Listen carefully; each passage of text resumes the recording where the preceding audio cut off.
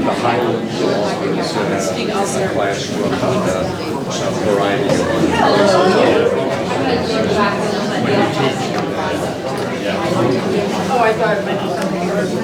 Welcome and good evening. I am Larissa Picard. I'm director of Pejepscot History Center, which is headquartered in Brunswick, but with a mission to serve Topsham and Harpswell as well, and a mission that's been in place, that mission has been in place since our founding in 1888. We have tens of thousands of items in our historic archival and object collections, many relating to Topsham. And the subject of tonight's program, revolutionary figure Sam Thompson, who lived on Elm Street here in Topsham, is but one example. So given our subject, we reached out to the Topsham Library to ask if they would be willing to co-host and host tonight. And I was thrilled that Emma, Adult Services Librarian, said yes. I've been a Topsham resident for 18 years. I grew up in Maine, and I used to serve on this library's board, and so did my son as a student representative. And this is one of my very favorite places in the whole wide world. So I'm so happy to be here tonight. The staff here are rock stars. And basically, all library staff everywhere are rock stars because libraries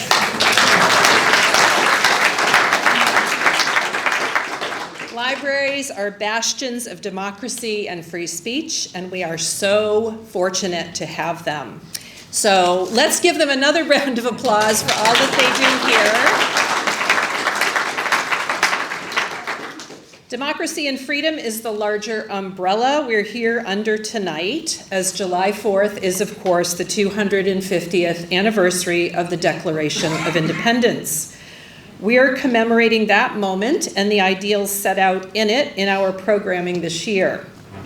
I also want to share with you that Pejepscot History Center is in the midst of a capital campaign to greatly increase accessibility at and throughout our headquarters on Park Row in Brunswick and in our adjacent Schofield Whittier House Museum. This includes a brand new entrance and reception area, an interior hallway into the Schofield Whittier House, and other changes to improve visitor flow. The project will also increase our ability to share more historic collections in our museums, including the creation of our first permanent orientation exhibit to the history of the region. We have a gallery where we change exhibits every year, but we have not had the opportunity to put some of the most profound of our documents on permanent display, documents and objects, for anyone who walks in the door, and now we will. Relevant to the general time period we're talking about tonight, this includes things like the 1796 Act signed by Massachusetts Governor Samuel Adams to build the first bridge across the river to connect our two towns. A wallet carried around 1790 by Captain Thomas Wilson of Topsham, a local tailor and loyalist, and the 1774 to 1796 William Owen ledger. Owen was a furniture maker, among other occupations. Many local names of the era are included in this ledger, including several black residents of Topsham, such as Quash Winchell, a formerly enslaved man. I'm proud to say we've now raised more than $1.2 million on our way to a $2 million goal.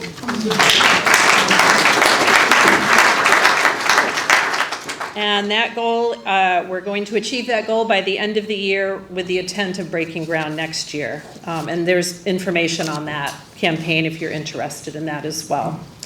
Okay, so let's get to the real reason you are all here tonight. I have had the pleasure of hearing Doug Bennett speak on a couple of previous occasions, as I know some or perhaps many of you have.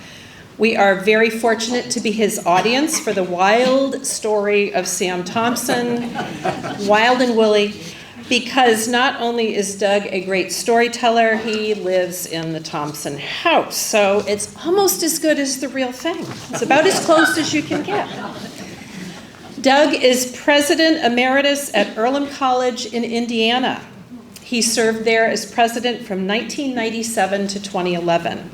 Prior to that, he was vice president and COO of the American Council of Learned Societies in New York City, and before that, vice president and provost at Reed College in Portland, Oregon.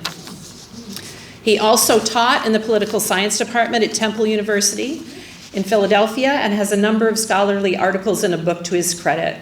Doug received his BA from Haverford College and his MPhil and PhD in political science from Yale University.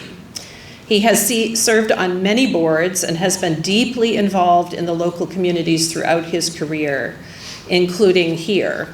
He's also a member of Durham Friends meeting of the Religious Society of Friends, better known as the Quakers, and he has a blog post on Quaker matters called Riverview Friend. He's also served on the Quaker United Nations Committee for the American Friends Service Committee and other leadership bodies. Please join me in welcoming Doug Bennett to tell us all about Citizen Sam, stalwart of the Mid-Coast.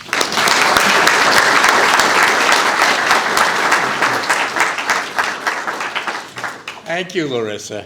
It's a pleasure to be here. I'd like to thank the Pejepscot History Center for the occasion and Topsham Library for the site, which I think I'll be able to show you is a little auspicious in a way. Nice to see so many people here, some familiar faces and some new friends as well.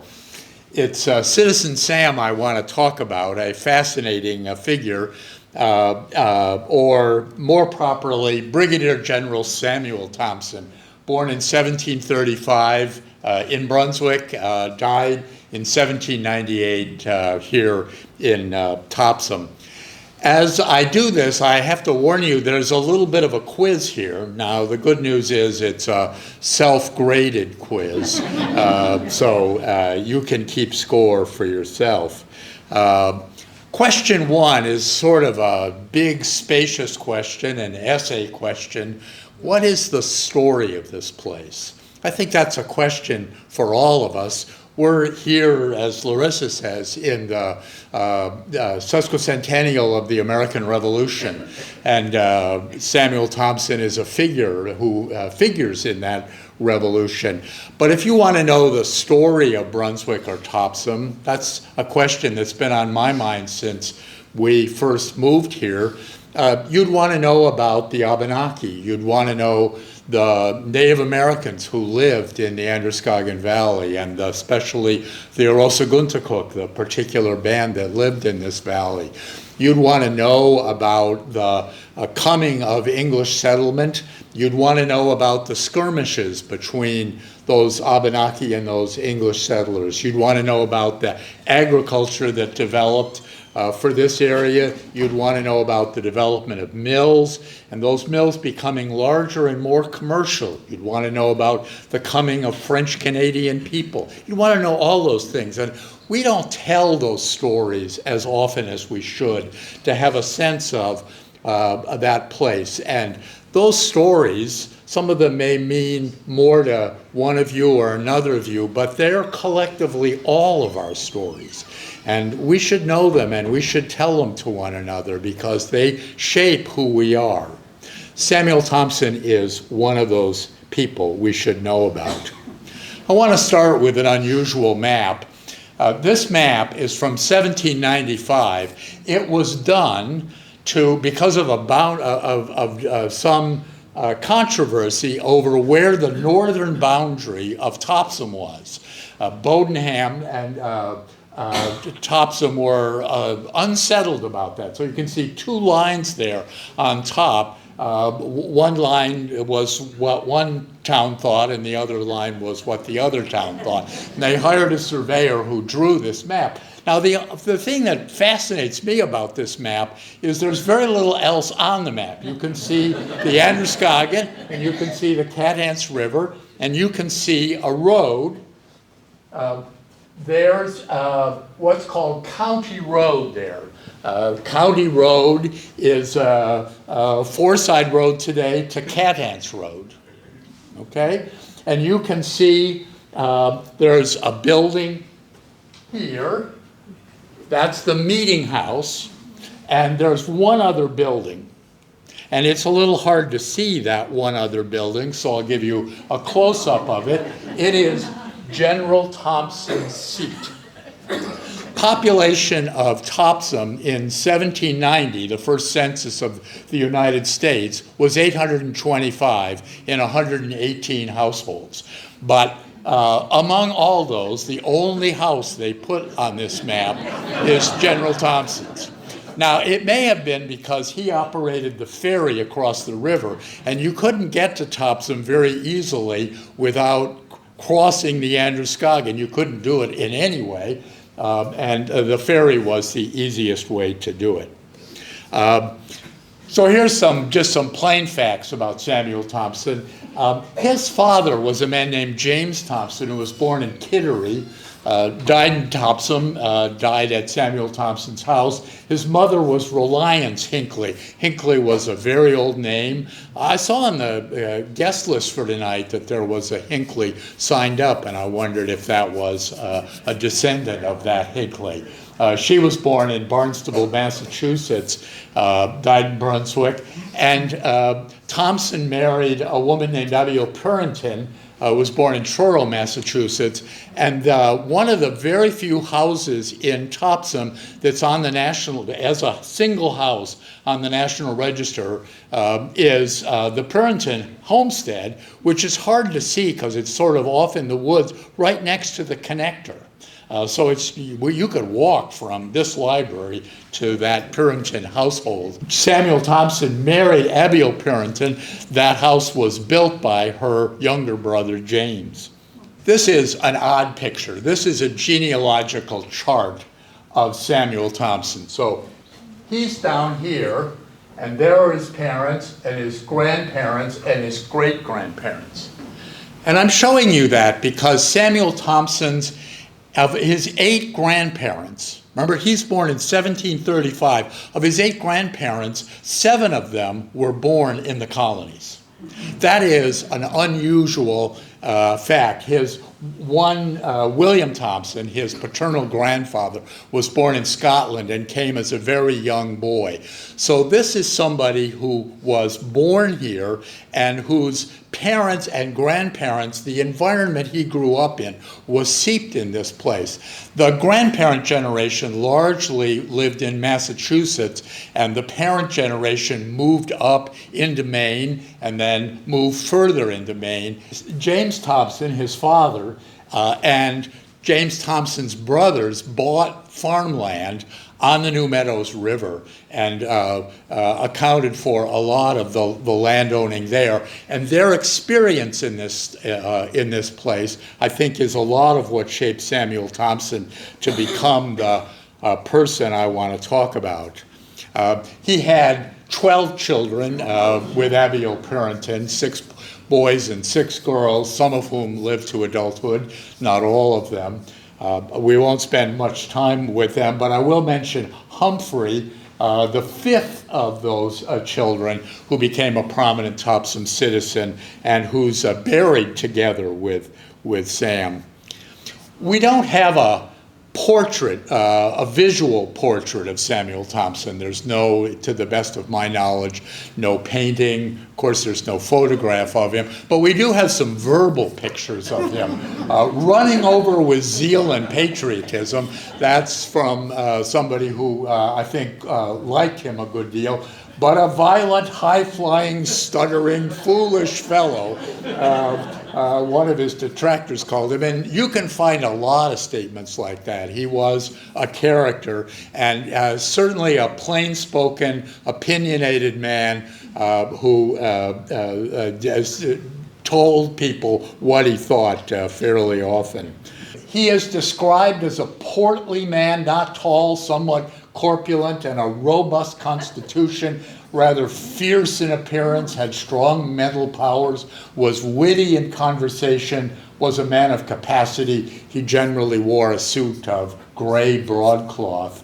And somebody said to him it was a pity he didn't have much education. He didn't have much formal education. But he said, if I have no education, perhaps I can furnish some ideas to those who have.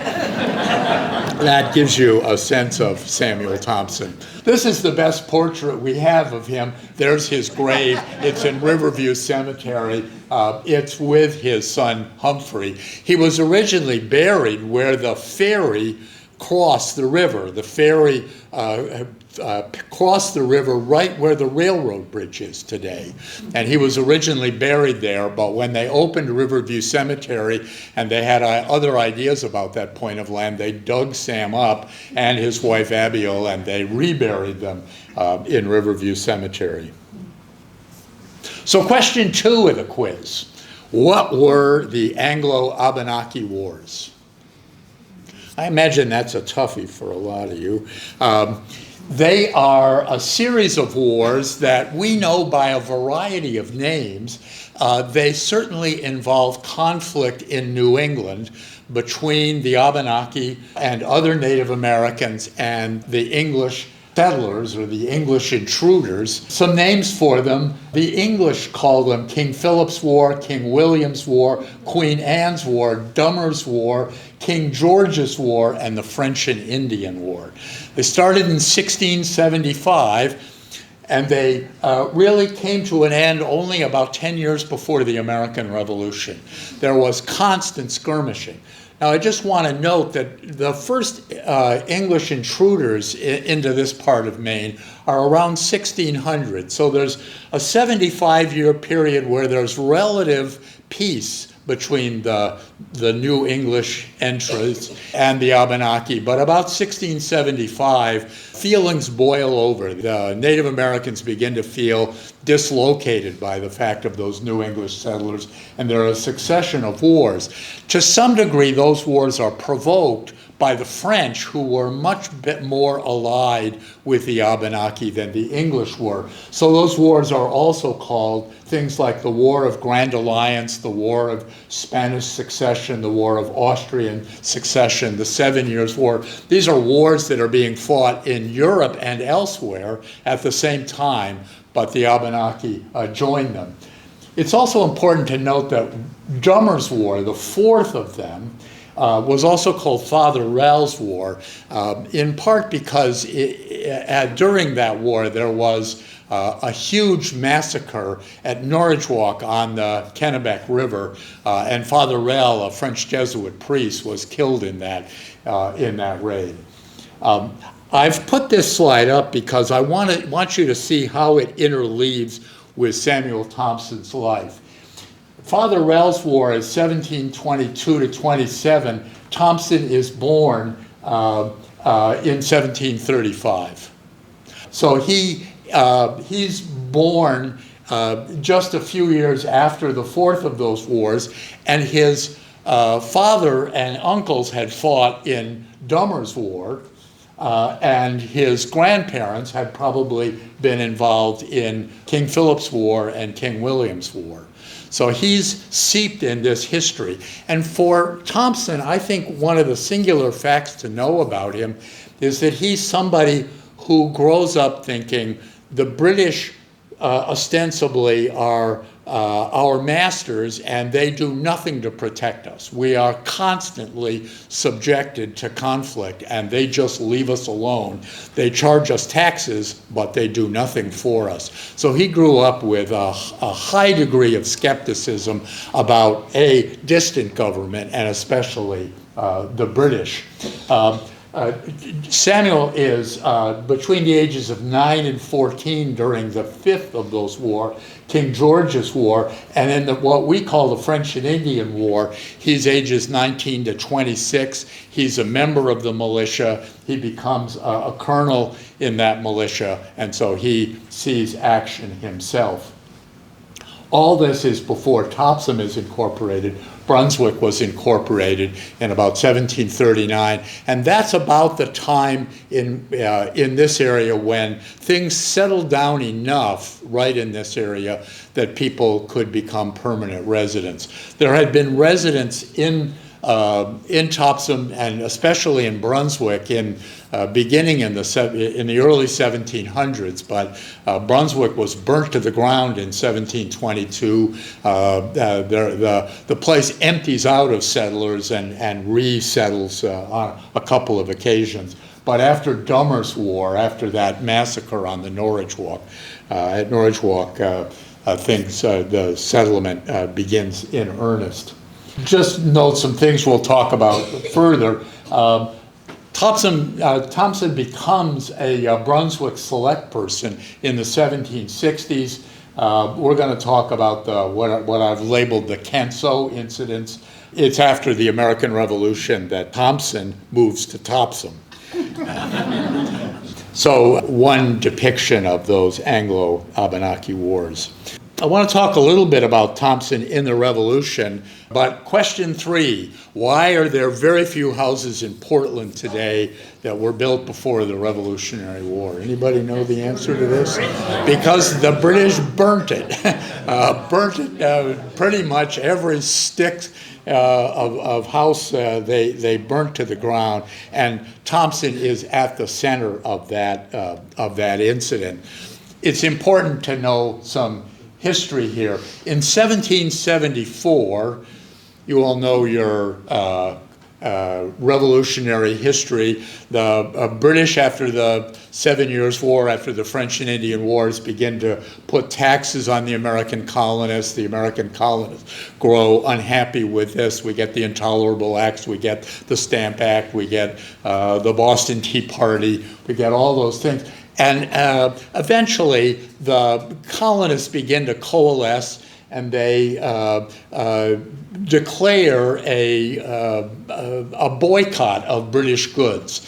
And who was the guy who said, well, in this area, I'll be in charge of seeing that boycott works? Well, that turned out to be Samuel Thompson.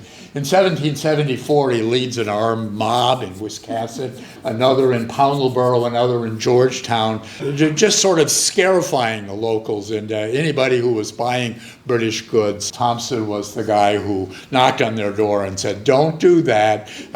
You don't want to make me and my friends mad. In 1775, as that boycott becomes more organized, a ship called the Canso, a British ship of war, arrives in Falmouth Harbor.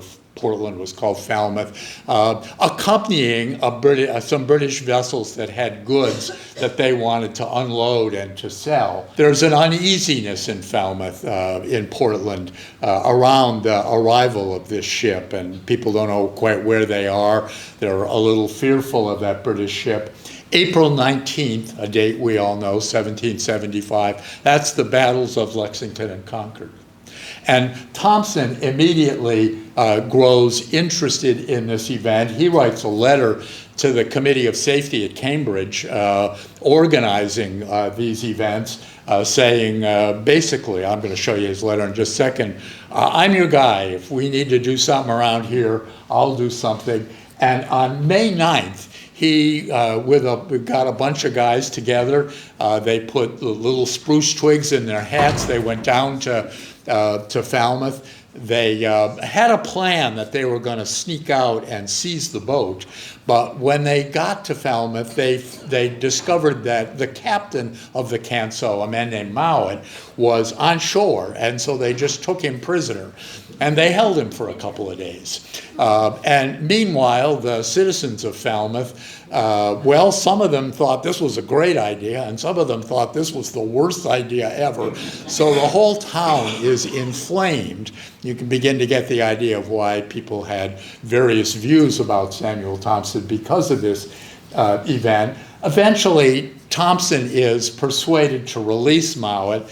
Mowat says he's going to hang around and they'll have more discussions about this. But as soon as Mowat is back on the Canso, they sail out of town. In June 12th, there's an incident worth mentioning up in Machias where patriots have a similar sort of thing. In this case, they really do seize a boat called the Margaretta.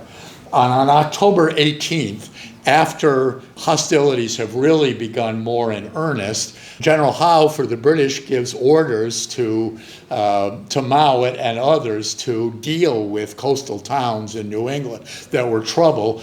And Mowat knew exactly where he was going. He had a brief to deal with a range of towns, but he sails right back to Falmouth, and he gives them a warning and tells them they have 2 hours to leave town, and he's going to start shelling, and indeed he does. 2 hours later, he shells the place to the ground, and then he lands Marines who go and burn anything that hasn't already been burnt.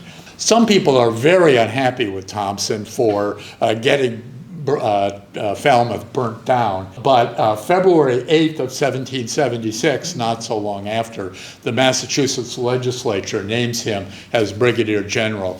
And as Brigadier General, what he's expected to do is really find troops, equip them, send them off to General Washington's army. He doesn't leave Maine. He stays here and takes care of provisioning soldiers. Here's Thompson's letter to the Massachusetts Committee of Safety.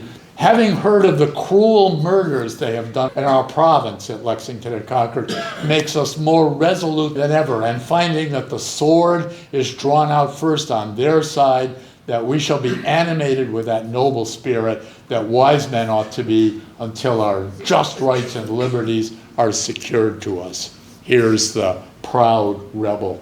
Somebody else writes, Enoch Friedman says, this wasn't a great idea. We have no force to oppose or prevent a British blockade, no fortifications, no ammunition, no cannon, and if provisions are stopped from coming here, the town is ruined as well as the country, which depends upon the town for supplies, of which at present there is a great scarcity. As I say, opinions were divided. Another person, Jedediah Preble, writes right after the event, Colonel Thompson, no doubt, is a true friend to his country and a man of courage and resolution, but he goes on to say, this was a bad idea. We were going to get pasted, and we were, so please don't let things like that happen anymore. Here's Mowat's letter to the people of Falmouth when he shows up in October to shell the town. He talks about them as being guilty of the most unpardonable rebellion. And I previously warned you to remove without delay the human species of said town. And off he goes to destroy them. And that's one visual rendering of the burning of Falmouth in 1775 by Captain Mowat. James Lennon, Bates historian, really the dean of American historians of the American Revolution in Maine, writes, there's a deeper significance to the incident. Thompson had served to radicalize the community of Falmouth, which by 1774-75 was nervously aware of its exposed situation and unable to enforce the embargo. And he goes on to say, thus are revolutions made. As I've already said, Thompson was named Brigadier General by the Massachusetts General Court in early 1776 and outfitted troops for the Revolution. He was also expected, if there was military action in Maine, land action in Maine, to deal with that. There never came to be military action in Maine. Off the coast, yes, but on the ground, no. We all know in the Declaration of Independence there are 150 words that resonate with us in a very strong way. It starts, when in the course of human events we hold these truths to be self-evident that all men are created equal, that they are endowed, etc. But then after those 150 words that really state our view of what legitimate government looks like, there is a long list of things that the British king, the British monarchy, is to have done that provide the case for revolution. And just note two of them. He has abdicated government here by declaring us out of his protection and waging war against us. This is Thompson's long-standing grievance against the British. And then the next one, he has plundered our seas, ravaged our coasts, burnt our towns and destroyed the lives of our people. There is the incident at Falmouth.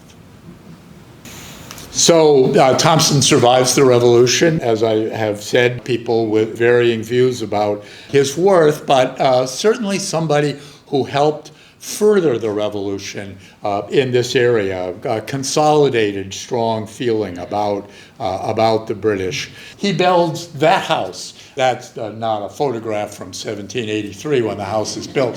That's a photograph from about a century later. You can see the outline of a buggy that picture is apparently taken from. It's a very standard federal house with a center chimney.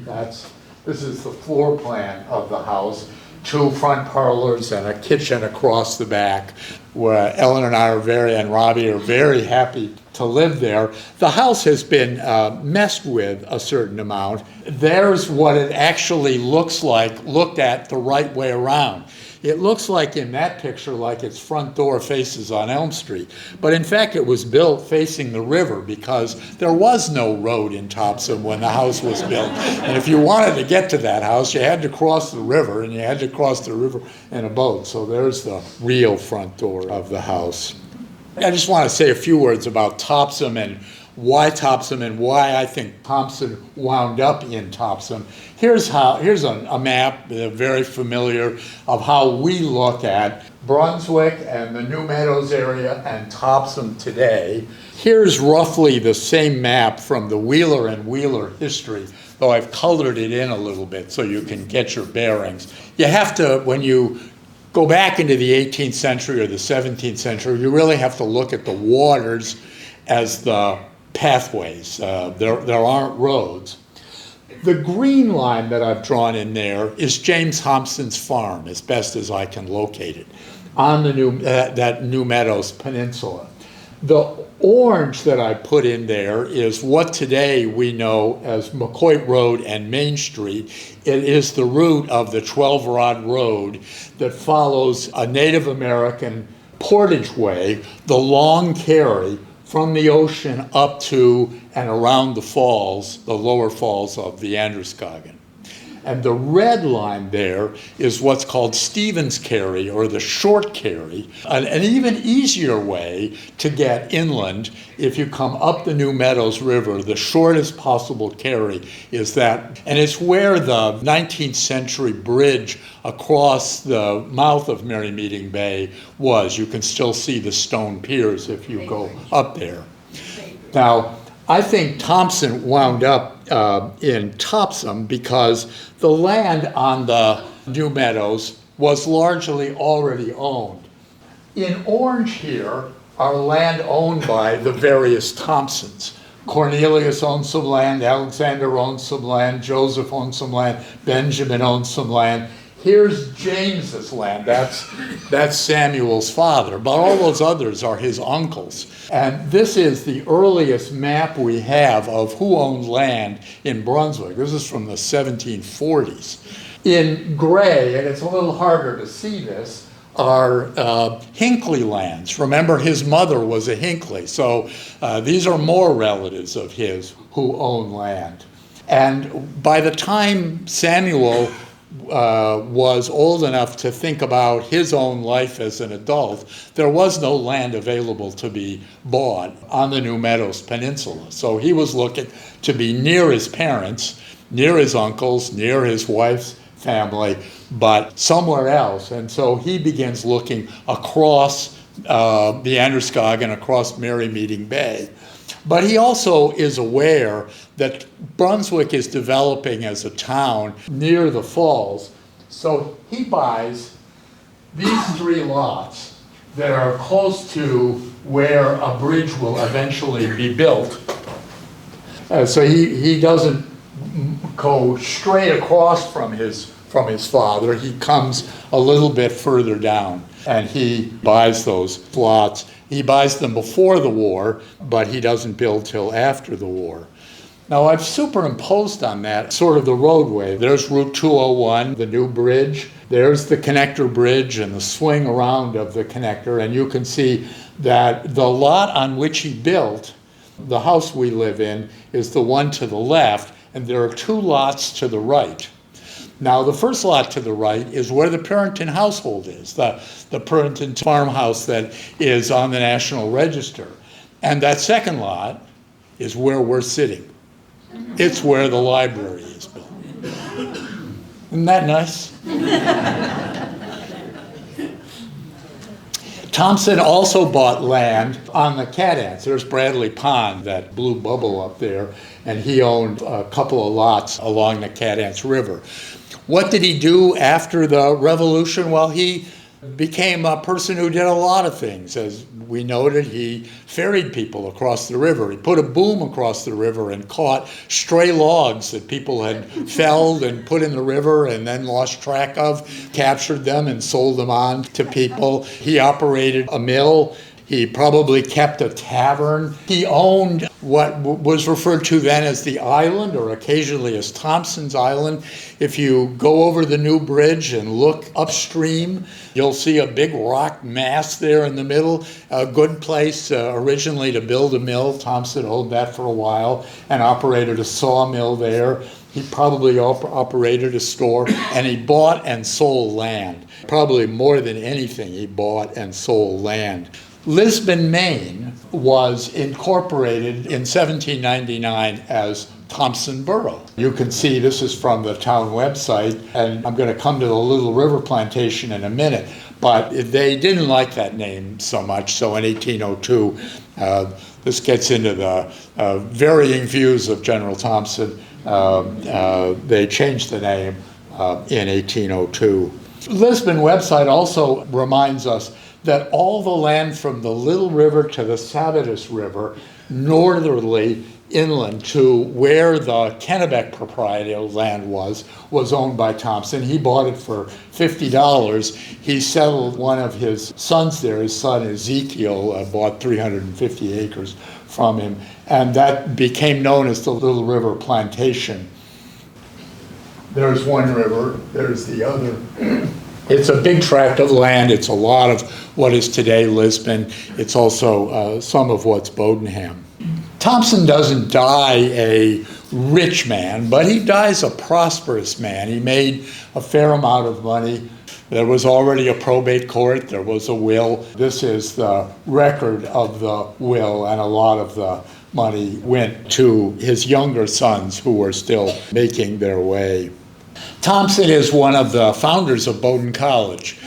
Maybe a little unwillingly, he owed people money, and some of the people he owed money to were the people who were most concerned with starting Bowdoin College, and Thompson settled his debts by giving over land that was for the benefit of the college. But he became a member of the first Board of Overseers, and when he died, the entire Board of Overseers attended his funeral in 1798. Whatever the negative views of him of some people, he was steadily elected to office. He was a Brunswick selectman throughout the late 1760s. He was a member of the provincial congresses that sort of worried about what are we to do with regard to the British in 1774, 1775, and again in 1775. He represented the legislature for Brunswick. After the war, he represented the legislature from Topsham, and briefly was a state senator as well just before his death. There's a story, I can't be sure it's true, that when he went to the legislature, of course he was going to Boston, he would ride a horse or he would walk. He would do it in several days. He would stay in taverns along the way. And each night he would gather with the locals wherever he was, and he would talk with them. He would share his opinions. He would listen to their opinions. But he was a person who stayed very much in touch with folks along the way. Here's question 4. What makes those 6 people special? This is a toughie. Anybody know?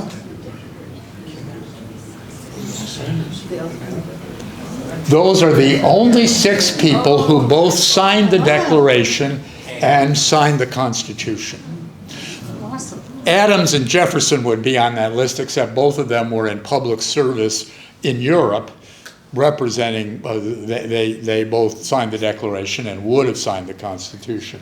But I put this up just to remind you that we can fall into thinking, and we're led by our education to think that the founders were the same people who did the Revolution and did the Constitution. But in fact, there's not that much overlap between the people who fought the Revolution and planned the Revolution and the people who wound up writing the Constitution. But Thompson winds up being somebody who was instrumental in the Revolution and winds up being in the thick of things with the Constitution, though in perhaps an unexpected way. So I want to say just a word about Thompson's role in the ratification debate. He wasn't present at the writing of the Constitution. He's an ordinary citizen here serving in the Massachusetts legislature. And when the Constitution is written, it has to go to the states, or the putative new states, and each one has its own ratifying convention.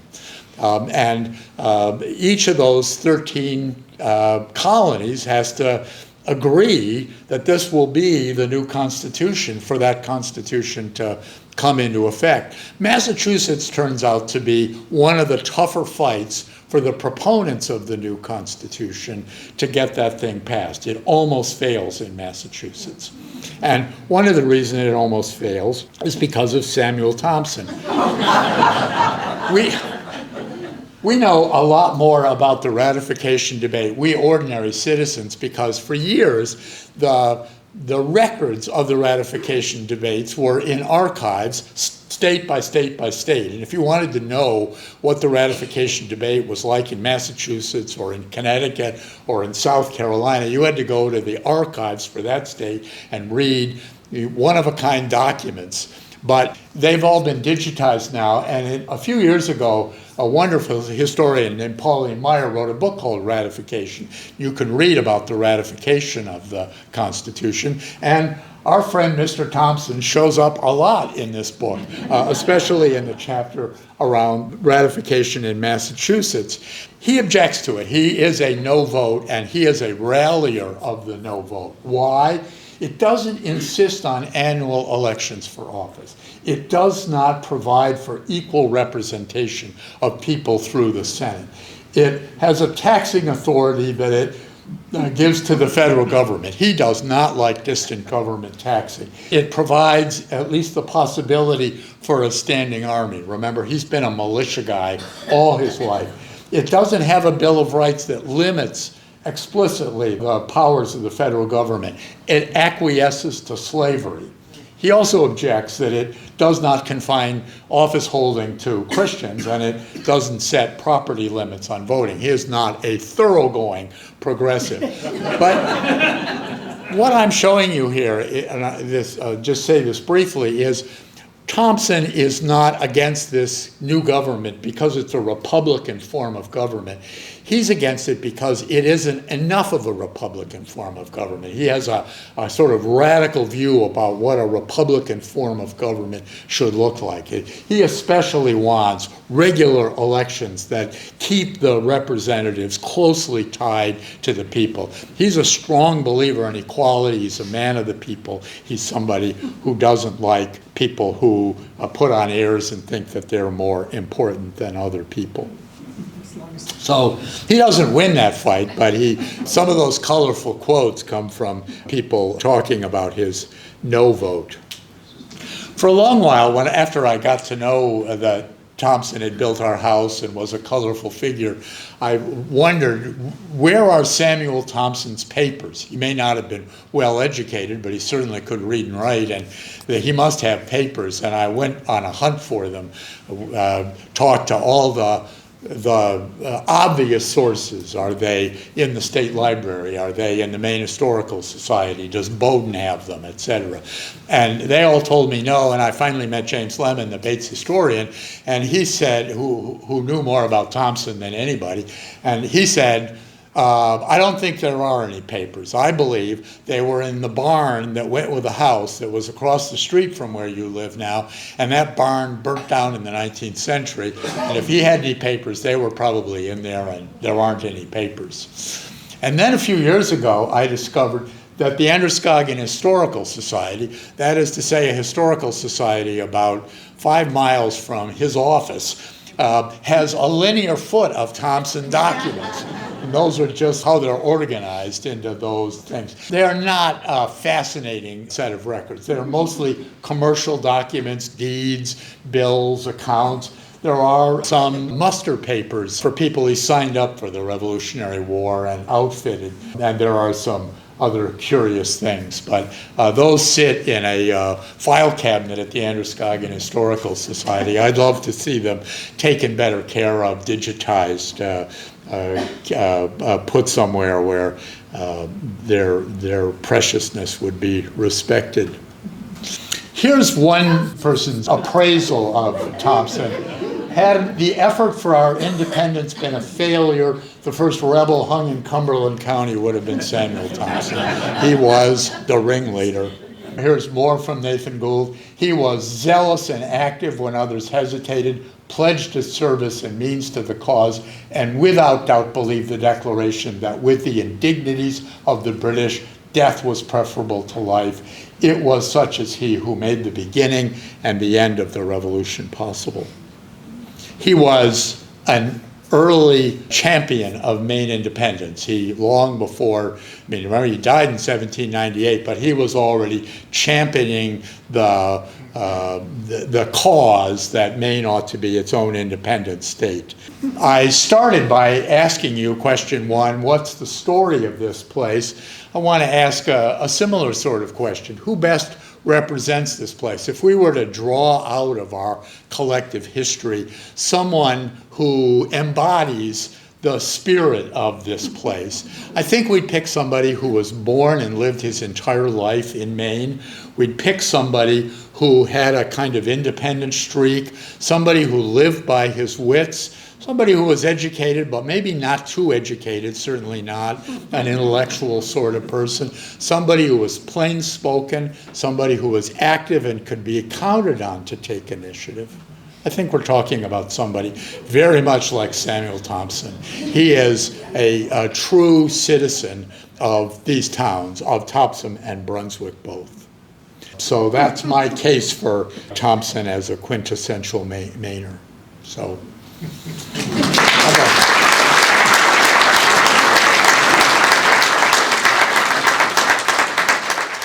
Yes. What was Thompson's exact role in lobbying for the Bill of Rights? I remember reading about him that he traversed New England, which is not easy. Right. At the time. And you mentioned he's got friends in lots of local places. So he kind of lobbied throughout, as far as I understand it, throughout New England for the Bill of Rights. And a friend of mine who's an American historian said, if anybody's going to remember anybody about Topsham, it's going to be Samuel Thompson, precisely because he pushed on the Bill of Rights. Right. He's known for telling Washington to his face that slavery was an evil thing. Right. That wasn't probably too smart, but he did it. So the core of the question is, what was Thompson's role in advocating for a Bill of Rights? He's not the first person.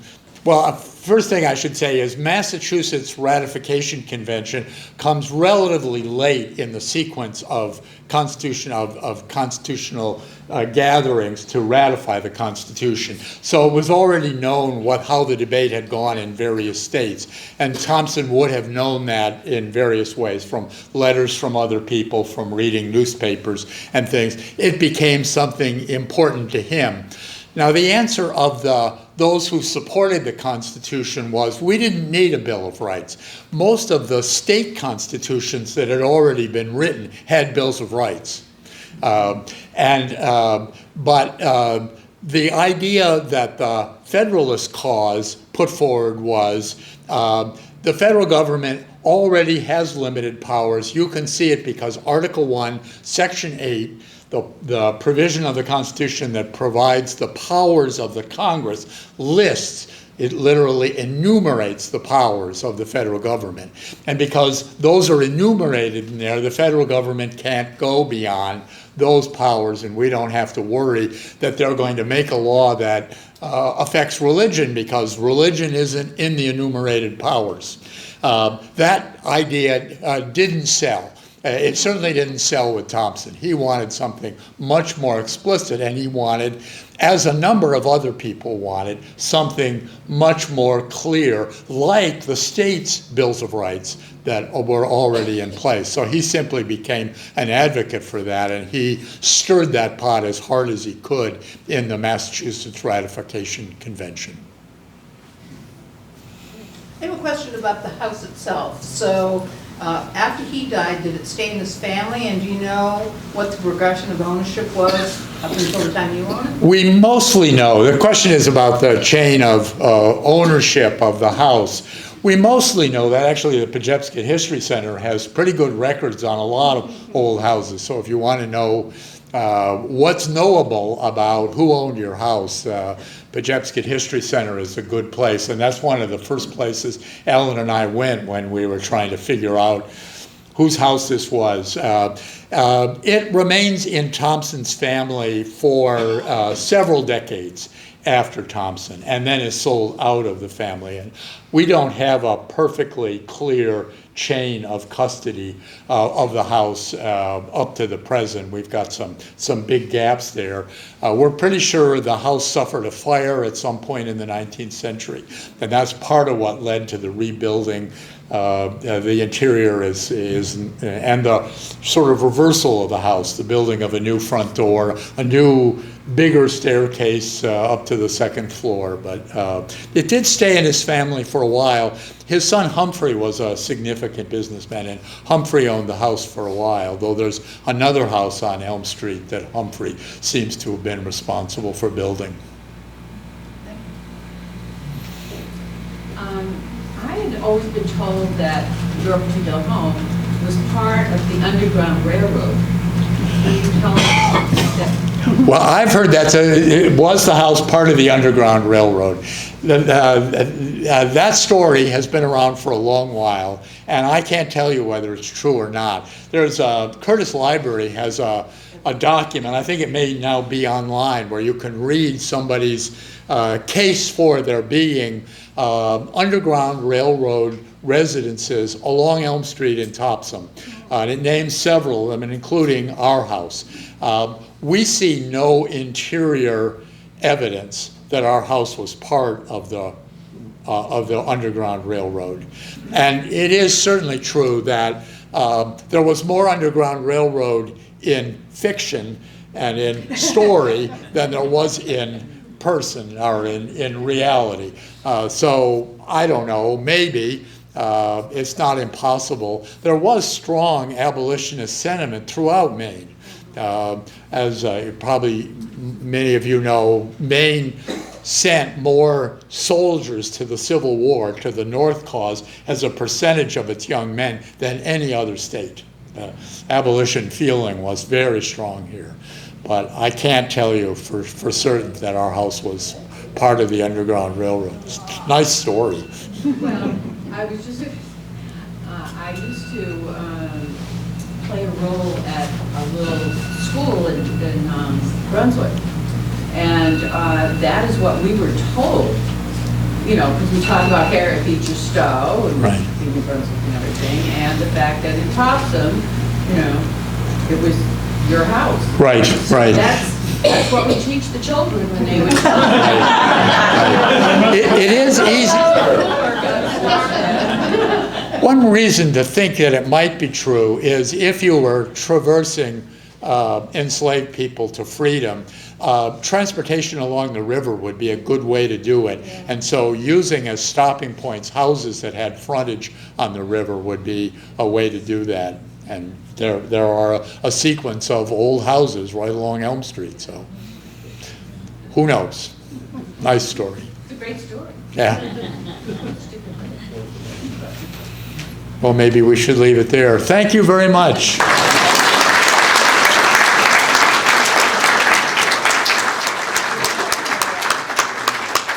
just to jump on board with that final question, we get that question a lot at Pejepscot History Center.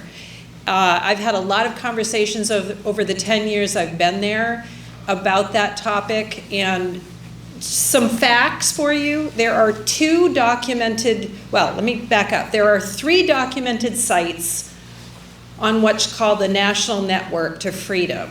That's a program run by the National Park Service. There are 3 sites in Maine that are documented Underground Railroad sites. One is the Abyssinian Church in Portland, which was a black church, and the other 2 are in Brunswick. One is the Stowe House, because she harbored a man named John Andrew Jackson one night in her house, and he was an enslaved man seeking his freedom. He'd left his wife and child behind, and he was trying to get to freedom and eventually, hopefully, get them to freedom. The third site is what's now called the Houston Burying Ground in East Brunswick. That family of black and mixed race people harbored folks at their house. There's also some some letters, evidence, the Alpheus Packard and William Smythe, who were 2 professors at Bowdoin College and shared a house on that campus that is now the Russworm African Studies Center. William Smythe especially, who started the Maine chapter of the Anti-Slavery Society and started a newspaper in Brunswick about abolition. He was a very forthright proponent of abolition. There are family letters from his son that indicate that his father told him that they had enslaved people who passed through their house, who were seeking their freedom, and they discussed and talked about the scars on their backs and things like that. It's very difficult to document those sites because of the very fact that they were not documented. They had to be secret. And so there are a lot of people who, see a funny door in their house or a cellar hole or whatever and want to be part of that very empowering story, that narrative of this country. It's a very powerful story, but we just don't know, and it's best to assume no unless you have incredibly good evidence, on the other side. So I'll leave that there. Happy to talk to anybody more about that. I want to thank Harpswell Community Television for being here tonight to record this for us so we can make it available to many more people. That's really exciting. Please come up and get some information on the table. We have some fun buttons that say, I love local history. And I'm sure there's some more cookies and cheese and crackers that we don't want to pack up and take home. So thank you very much and have a good evening.